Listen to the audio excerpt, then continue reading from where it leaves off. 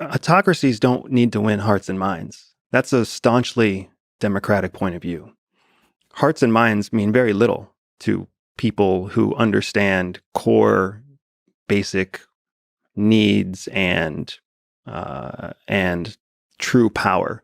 You don't see Xi Jinping worrying about hearts and minds in China. You don't see it in North Korea. You don't see it in Congo. You don't see it in most of the world. Hearts and minds are a luxury.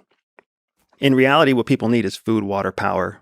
They need income to be able to secure a lifestyle.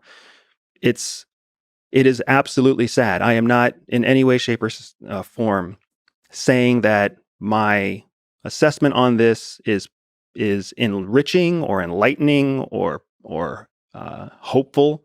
It's just fact. It's just calculatable empirical evidence. If Putin loses in Ukraine, the losses, the influential losses, the economic losses, the lives lost, the power lost is too great. So it is better for him to push and push and push through war crimes, through everything else. War crimes are something defined by the international court system. The international court system has Russia as part of its board.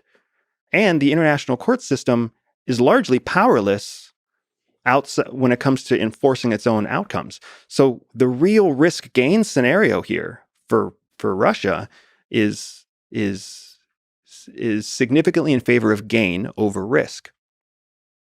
The other thing that I think is important to talk about is everybody is trapped in the middle of a gigantic information war. Yes, there's battlefield bullets and cannons and tanks, but there's also a massive informational war.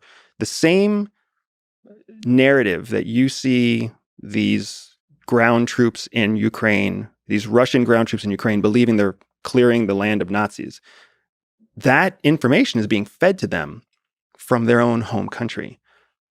I don't know why people seem to think that the information that they're reading in English is any more or less true. Every piece of news coming out of the West, every piece of information coming out in the English language is also a giant narrative being shared intentionally to try to undermine the morale and the faithfulness of English-speaking Russians, which somebody somewhere knows exactly how many of those there are.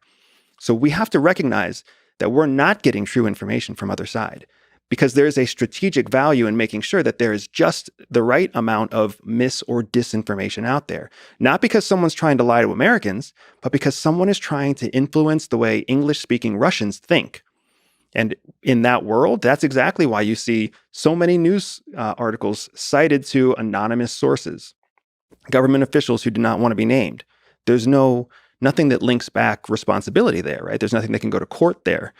But the information still gets released, and that's enough to make Ukrainians believe that the United States is going to help them or that the West is going to help them. It's enough to make Russians think that they're going to lose, and maybe they should just give up now and leave from the battlefield now.